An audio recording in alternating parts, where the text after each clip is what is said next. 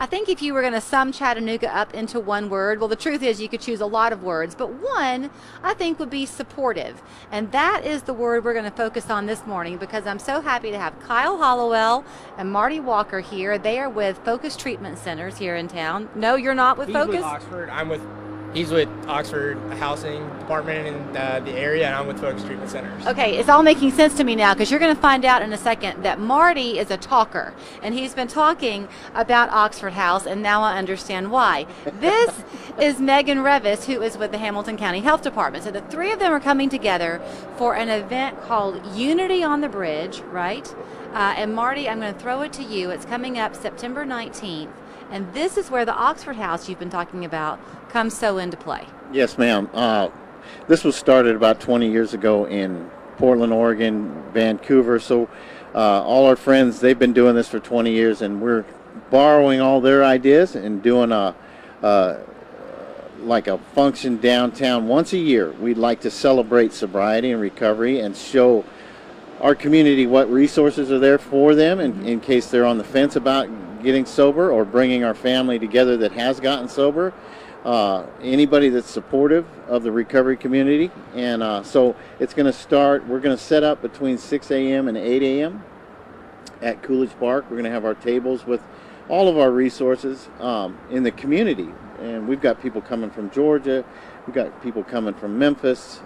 It's going to be a celebration. Well, and this is why I got confused because I knew that Focus was coming today. Marty laughed at me and he said, "You don't know why we're even here, do you?" But this explains it now, Kyle, because what you're doing is you're bringing multiple organizations and entities that help in the sobriety effort to the forefront. Correct. Yeah, we're there's always more resources the better, especially for anybody struggling with addiction problems. We want to just be able to help them in any way possible. And some people need to get out of the area. I mean, some people's contacts are in the area and they're not going to do well in sobriety if they don't leave. So we want to make sure that they have all the resources available so they can have the best options for their lives. So you heard me say about the word supportive, and we were talking about kind of the emotion of the morning. Megan, Marty was saying how the first year there were 50 people, then it grew to 500. This year they're expecting close to 1,000. That visual support, I would think, is very helpful for people to see. Very helpful. I think we all know with substance use disorders, there's a lot of stigma around them, and this whole month is National Recovery Month, and so this is really a time to all come together, show our support, as it appears to be the word of the day, which is very accurate. And this year's theme is actually recovery is for everyone, every person, every family, and every community. So it's really a time to show Chattanooga, hey, recovery is for you.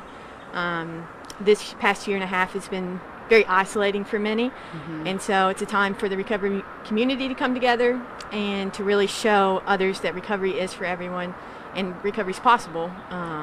Well, let's do talk about that a second. We only have so much time, but we can't not focus on the last year and a half with COVID. That's been the national conversation, right, Kyle? Yeah, it's been really tough on people in recovery, especially people getting clean for the first time, trying to build connections with other people in recovery when they're stuck at home and not allowed to go out.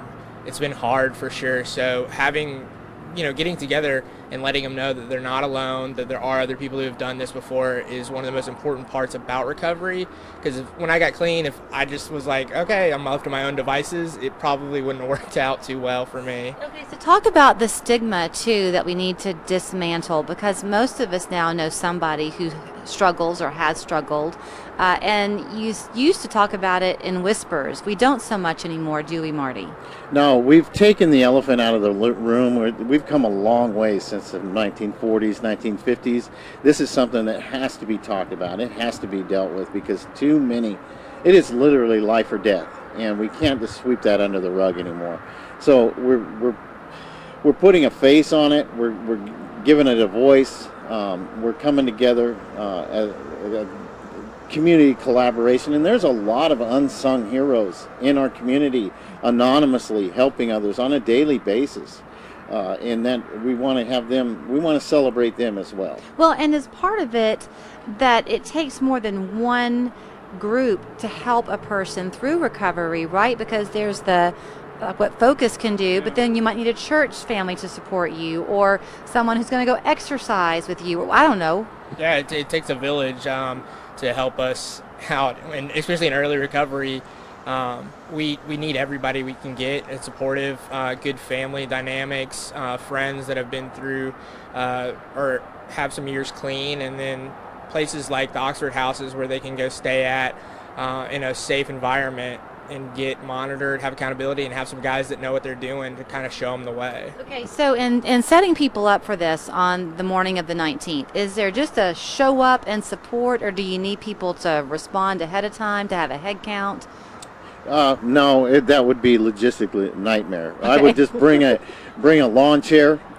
Make sure you bring a lawn chair. We're gonna have coffee for those that are setting up their tables, and it might run out by 8 a.m. It might not, but we start off at 8 a.m. And if you're a treatment center or a recovery member in the community that helps people stay sober, please set up a table and have your resources out there. And if you are someone looking, I only have a minute left, to get help, there will be multiple resources for you to shop and see what's there for you. Yeah, absolutely. There will be several tables set up. They'll probably be given free water bottles or shirts away too, so you can come out and get some stuff to just say you were there, and definitely find some interested parties in helping people. And then look up to the Walnut Street Bridge sometime close to noon. Y'all will be holding hands or touching. That'll be another prayer. We'll be doing that at 9:15 in the morning. That's it's going to be so fun. So yeah, grab a cup of coffee or get there early enough to enjoy their cup of coffee.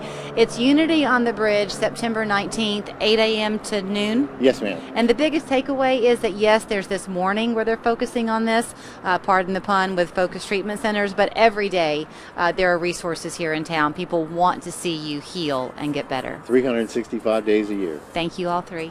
Thank you. Thank you.